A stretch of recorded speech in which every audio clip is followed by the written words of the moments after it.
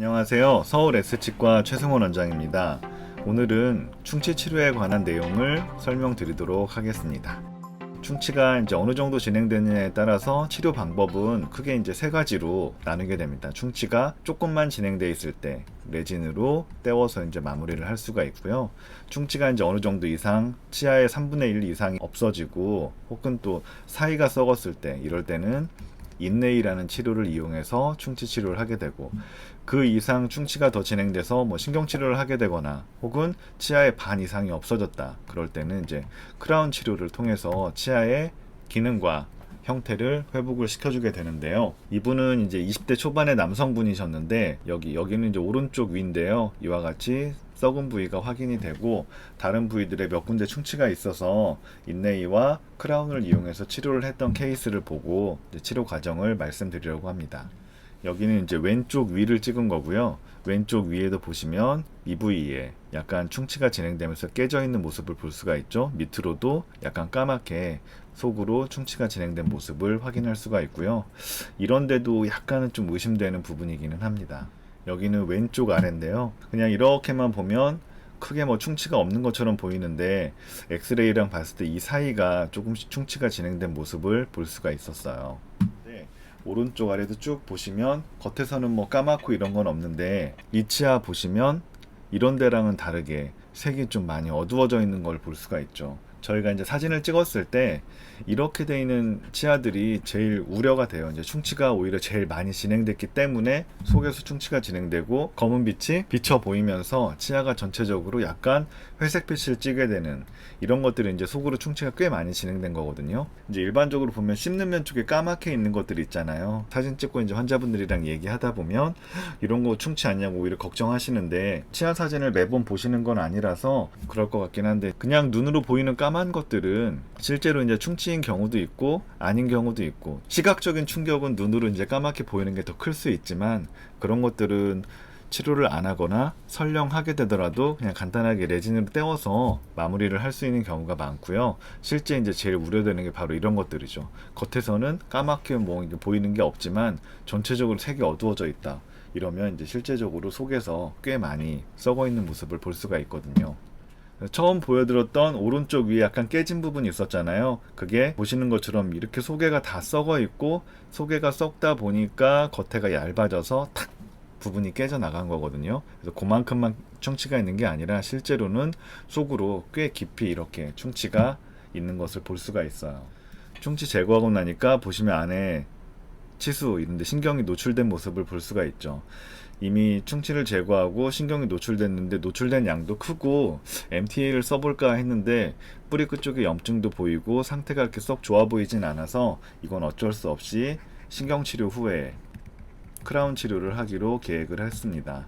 그래서 신경치료를 마무리하고 이와 같이 크라운을 씌워서 마무리를 했던 모습이고요. 꼭지 달려있는 거는 저희가 이제 크라운을 완성한 다음에 한 일주일 정도 뺄 수 있게끔 약하게 붙여서 한번 사용해 보시는 시간을 갖게 되거든요. 뭐 음식물이 낀다든지 다른 불편감이 있을 수도 있으니까 약하게 붙였다가 뺄 때 걸어서 빼려고 손잡이를 달아 놓은 거고요.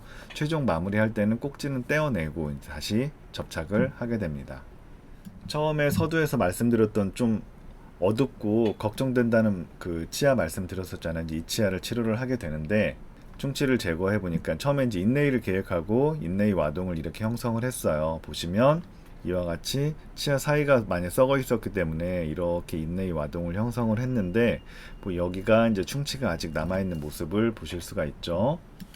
충치를 다 제거하고 나니까 보시면 여기 안쪽에 살짝 보이는데 신경이 노출된 모습을 볼 수가 있는데 드러난 조직이 깨끗하고 염증이 심해 보이진 않았어요. 그래서 이거는 신경치료까지는 안 하고 MTA를 이용해서 신경 노출된 부위를 막아 놓고 그 다음에 인레이를 이용해서 치료를 하기로 진행을 했습니다.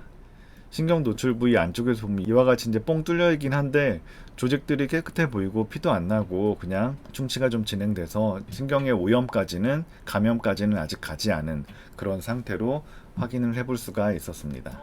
MTA 약제로 노출된 부위를 막아 놓고요. 그 위를 이제 레진으로 없어진 부위를 보강을 한 다음에 인레이를 위한 와동을 다시 깨끗하게 형성을 하고 본을 떠서 이제 인레이 치료로 진행을 하게 됩니다. 인네일을 붙이고 직후에 이제 찍은 모습이에요. 사이 충치 같은 경우는 치아 사이에 컨택이라고 하는데 이 사이를 타이트하고 그 원래 외형대로 맞추기가 그냥 직접 레진을 떼우기에는 난이도도 있고 레진 자체가 이렇게 큰 와동을 메꾸기에는 강도가 이렇게 단단한 재료는 아니어서 그냥 저는 이맥스를 이용한 인네일을 선호하고 있습니다. 이번에는 왼쪽 위를 치료를 했는데요. 사진에서 보면 좀 까맣게 이렇게 있었는데 보시는 것처럼 충치를 제거하고 나니까 처음엔 인네일을 계획하고 여기도 마찬가지로 인네일 와동을 형성을 했는데 안에가 까맣게 충치가 이제 있는 모습을 보실 수가 있죠. 충치를 다 제거를 해봤는데 여기도 마찬가지로 신경이 노출이 되었습니다. 노출이 되었는데 처음보다는 다르게 여기는 뭔가 색도 좋지가 않고 많이 얇아져 있고 여기도 마찬가지로 엑스레이에서도 약간 뿌리 끝에 염증이 좀 보이는 상태였기 때문에 어쩔 수 없이 인네일로 하고 싶었지만 신경치료를 계획을 하게 됐습니다. 신경치료 이후에 이제 크라운을 씌워서 마무리를 한 모습이고요. 마지막으로 왼쪽 아래 같은 경우는 이제 사이에 좀 까맣게 충치가 있다라고 말씀드렸잖아요. 그래서 사이를 제거해 보니까 이와 같이 이제 충치가 진행된 모습을 볼 수가 있었고 여기는 처음 뭐 신경치료까지 했던 그 치아들에 비해서는 그렇게 깊진 않았었기 때문에 충치 제거하고 무리 없이 인네이로 진행을 할 수가 있었습니다. 충치를 이와 같이 제거를 하고 이제 인네이 본을 떠서 붙여서 치료를 마무리를 했어요. 여기는 이제 오른쪽 위에 처음 치료하기 전에 이런 모습이었고 충치 제거하면서 여기는 충치가 좀 깊었고 치수 조직에 오염이 있었기 때문에 신경 치료를 하고 이렇게 이제 씌워서 마무리를 하게 됐고요. 왼쪽 위 같은 경우도 처음엔 이랬는데 제거해 보니까 충치가 안으로 너무 깊어가지고 여기도 신경 치료를 어쩔 수 없이 하고 이와 같이 크라운 치료를 통해서 마무리를 했습니다. 여기는 이제 오른쪽 아래 여기도 마찬가지로 회색빛으로 보이고 많이 깊다라고 말씀을 드렸었잖아요. 근데 이제 생각보다 치수의 상태가 깨끗했기 때문에 여기는 이제 MTA로 막아서 이와 같이 인네일을 이용해서 마무리를 하게 되었고요. 왼쪽 아래는 어금니 사이가 충치가 있었기 때문에 그 부위의 충치를 제거하고 이렇게 인네일로 떼어서 마무리를 했습니다. 인네일로 붙인 직후에는 접착제를 이용해서 치아에도 처리를 하고 이렇기 때문에 좀 약간 지저분하게 보이는데 일주일 정도 지나면 보시는 것처럼 인네이와 치아가 잘 어우러져서 크게 이제 인네이는 티는 나지 않습니다. 그래서 인네이가 어떻게 보면 가장 심미적이고 괜찮은 치료다라고 생각이 들고요. 치료를 하고 나서 가장 걱정되는 게 이제 이렇게 치료하면 대체 얼마나 쓰느냐, 수명이 어떻게 될까요? 그냥 제 개인적인 생각으로는 이제 평균적으로 대한치과의사협회에서 평균 통계를 냈을 때 일반적인 크라운의 수명 같은 경우는 7, 8년에서 어떤 통계에서는 10년까지도 보거든요. 근데 이제 이게 평균이라는 거고 어떤 치아는 크라운을 했을 때 20년, 30년을 쓸 수도 있어요. 또 어떤 치아는 5년 안에 망가지는 경우도 생기고요. 제 생각으로는 최초의 크라운 치료를 할 때 그 치아의 상태가 어땠는지가 가장 중요한 요인이라고 생각을 해요. 최초의 크라운의 상태라는 건 처음에 크라운 치료를 할 때 예를 들어 치아가 거의 다 썩어서 뿌리만 남아있는 상태였다. 이걸 살리기 위해서 신경 치료를 하고 기둥을 세우고 크라운을 치료를 하게 되면 아무래도 남아있는 치아의 양이 적잖아요. 최초에 남아있는 치아의 양이 그 치아에 예후에 영향을 준다라고 생각을 하고 있습니다. 물론 오래 쓰게 하기 위해서는 정확하게 크라운을 다듬고 또 정확하게 치아에 맞는 크라운을 제작하고 뭐 교합도 잘 맞추고 주기적으로 관리도 잘 해야 되고 이런 부분들은 이제 같이 복합됐을 때 수명이 더 오래 가고 연장될 수 있는 건데 일반적으로 다른 모든 조건이 동일하다라고 하면 최초에 남아있는 치아가 어느 정도냐. 그래서 상대적으로 크라운보다는 인네이가 아무래도 예후는 당연히 좋을 수밖에 없겠고요. 인네이보다는 레진 떼운 게 가장 예후가 좋겠죠. 뭐 이 뒤에 이 치아 레진으로 이렇게 떼운 건데 이게 언제 한지는 모르겠어요. 근데 이 상태에서 앞으로 5년, 10년 그냥 그대로 갈 가능성이 높겠죠. 왜?